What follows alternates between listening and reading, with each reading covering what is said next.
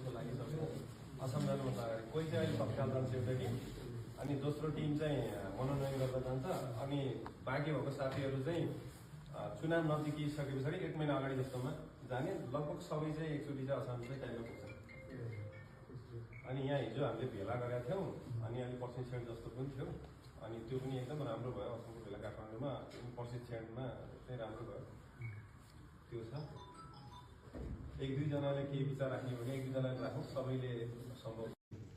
उहाँ हाम्रो मानवले बस्दै गर्दाखेरि 3.5-4 वर्षको एउटा पालिका एउटा सरकार कसरी चल्छ भन्ने कुरा काठमाडौँ महानगरपालिका आफ्नो एउटा देशै जस्तो यहाँ शिक्षा विभाग स्वास्थ्य विभाग 25 अर्बको बजेट हुन्छ होइन।